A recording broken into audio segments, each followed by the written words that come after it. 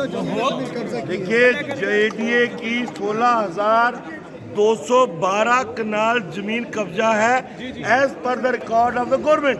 हालांकि इससे ज्यादा है, मैं फिर कह रहा हूँ इससे ज्यादा है, लेकिन फिर भी हम गवर्नमेंट की मान लेते हैं कि 16,212 कनाल जमीन कब्जा है। हमने सरकार से पूछा कि इनको खाली कराने के लिए कोई टास्क फोर्स है। फिर हमने इनको पूछा कि वो लिस्ट जारी कीजिए कौन कौन कब्जादारी है, मैं हूँ आप हो।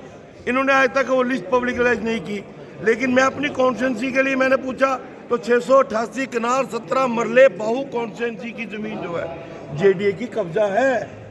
मैंने इनको कहा मैं खून से लिख के दे सकता हूँ 90% कश्मीरियों के कब्जे हैं, 90%। अब खाली करवाना कि नहीं कराना वो सरकार का काम है।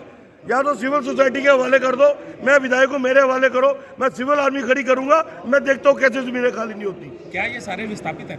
कोई विस्थापित नहीं है। कहाँ से विस्थापित? कश्मीरी मुसलमान एक भी पर्सन विस्थापित नहीं है भैया।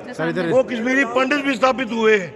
वो कश्मीरी पंडित ने 1 इंच भी जमीन कब्जा नहीं की है। आपने कश्मीरी पंडितों की बात की, कश्मीरी कहा कि यहाँ पे करके हैं, पर पिछले 5 साल एलजी साहब के पास तो अनडिस्प्यूटेड पावर थी, तब आपने मुद्दा क्यों नहीं उठाया? देखिए सुनिए, उसका भी जवाब आया है कि पिछले टर्म में जब एलजी साहब का एडमिनिस्ट्रेशन था उसमें 148 कनाल जमीन जो कब्जा हुई, जो खाली करवाई थी हम, जो हुई थी कब्जा, उसके ऊपर आगे काम चल रहा है। इसे 17,000 में से सिर्फ 1200 कनाल निकाली आपने।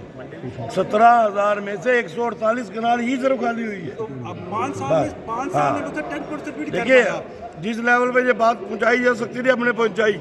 अब क्योंकि इलेक्टेड गवर्नमेंट है और हाउस एक ऐसा प्लेटफॉर्म होता है जहाँ बात पहुंचानी होती है।